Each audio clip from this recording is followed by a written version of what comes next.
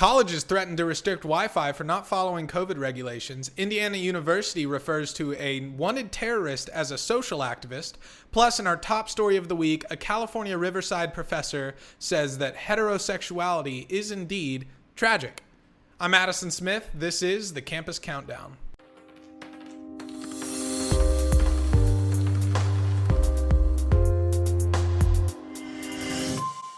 We've got plenty to get to today. Our number 3 story, colleges take drastic action to push COVID noncompliance, including restricting Wi-Fi. As the spring semester kicks off, universities are looking for harsher punishments to enforce COVID mandates. At the University of Illinois, violating the COVID-19 guidelines could result in losing access to the online platform used to turn in and view class assignments. According to the Daily Illinois, students at the University of Illinois who violate COVID lockdowns could be locked out of their class assignments tool.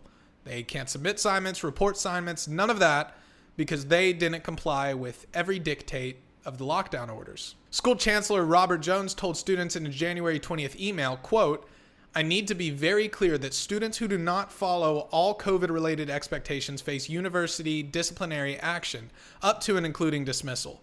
Please note that this semester, students who are out of compliance may also lose access to university Wi-Fi, Zoom, Compass, and other technologies." At Boston University, students are being threatened to have their student ID revoked and their Wi-Fi locked as well if they don't get mandated COVID tests or do not report symptoms within 2 days. They'll also be denied class attendance, even remote, until they report back to the school. At Baylor University, punishments depend on how many tests a student misses. Quote, "After 2 instances of failing to complete a weekly test, you will not be allowed to participate in university or student organization activities.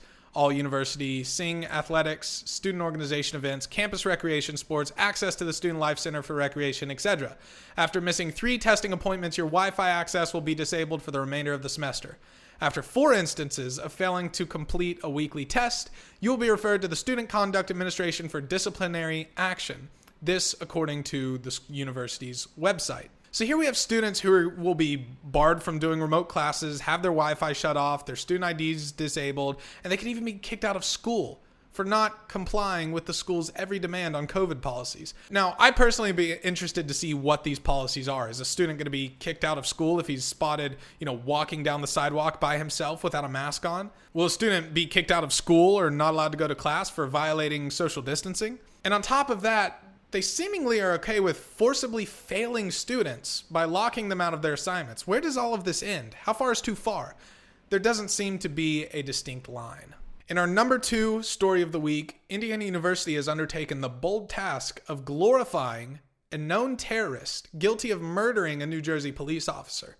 They call her a, quote, social activist. Assata Shakur has been hailed by Indiana University's Department of Information and Library Science as a, quote, social activist after encouraging students to read her autobiography as part of the school's winter reading list. The school post read, quote, "This book is an autobiography of Assata Shakur, a social activist and former member of the Black Liberation Army, as well as the godmother of Tupac Shakur." Now, the school failed to mention her other claims to fame, namely being on the FBI's most wanted list for murdering a New Jersey police officer, as well as leading the Black Liberation Army, a violent militant revolutionary movement responsible for the killing of and wounding of more than a dozen law enforcement officers. Also responsible for the hijacking of Delta Flight number 841 and numerous armed robberies and bombings, according to the New York Times. But surely this was an honest mistake on the university's part. They obviously just missed these minor details, I'm sure. Shakur was sentenced to life in prison, but sprung free and fled to Cuba, where she is said to still reside, though we don't know for certain. Now, look, if a school wants to have their students read anyone's autobiography, I don't have a problem with that. It's important to note the heroes and villains of our time.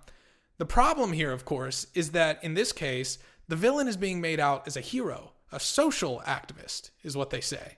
A literal terrorist still wanted by the FBI is deemed a social activist by an American university. This is dangerous, and it should really scare us all, especially when you consider how academia treats conservatives and treats the right. Pretty unfavorably, I think it's safe to say. Well, buckle up for our top story of the week. This one does require a little bit of mental gymnastics, but we will get through it together.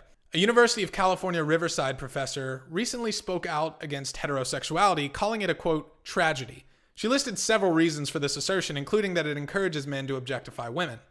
Jane Ward, a professor of gender and sexuality studies, was recently featured in an Insider article titled, quote, "Why Heterosexual Relationships Are So Bad for Us," according to a sex researcher. In this article, Ward described heterosexual relationships as tragic. Quote, "It really looks like straight men and women don't like each other very much, that women spend so much time complaining about men, and we still have so much evidence of misogyny or woman-hating behavior," Ward told The Insider. From an LGBT perspective, being straight looks actually very tragic. This isn't just a bizarre one-time hot take from Professor Ward. She wrote an entire book called The Tragedy of Heterosexuality in which she argues the same points. Ward claims that the pandemic is evidence of this tragedy, stating that, quote, "I think in some ways the pandemic is revealing of the tragedy of heterosexuality to people who might not have otherwise paid attention to it. This is due to an uptick of divorces and marital problems attributed to the lockdowns." Now, I actually think Ward makes a point here, but I don't think it's a point that she intended to make. I think it's a lot deeper than heterosexuality. It's that the lockdowns have had a catastrophic effect on people's lives. People are becoming more anxious, more depressed, more suicidal, and naturally, this is driving marital troubles. But this can hardly be attributed to heterosexuality. Are you kidding me? If anything, it points to human nature. We are social creatures who lack community. When you deny that fact and you eliminate human nature, don't blame heterosexual couples for all hell breaking loose. Blame the people who insist that we can completely isolate ourselves from society, completely reject our human nature, and still stay sane. We can't, and we never will. Now, I reached out to this professor about her claims and about her book. She said she wrote this book because she loves straight couples and wants better for them. Quote, "I wrote this book because I love straight people and because the research on heterosexual marital satisfaction over the life course shows that straight couples are struggling to balance work and family obligations, and this leads to frustration and resentment for many straight women in particular." I can't help but ask the obvious question here. What does any of this have to do with sexuality? Non-straight couples go through the same marital struggles, but why is Ward insisting that sexuality is the symptom or the cause? Let's state the obvious. Life is full of suffering and pain and misery and heartbreak and all the more. But the family unit has always been the center point of societies. It's literally the most important aspect of human flourishing. Now all of a sudden we're going to demonize and ignore this fact and insist that the building block of Western civilization is tragic? That will conclude this week's episode of the Campus Countdown. Thank you for tuning in. If you haven't already, make sure you're following us on Facebook, Instagram, and Twitter. And if you're watching this on YouTube, don't forget to like, comment, and subscribe. Thanks for tuning in. We'll see you next week.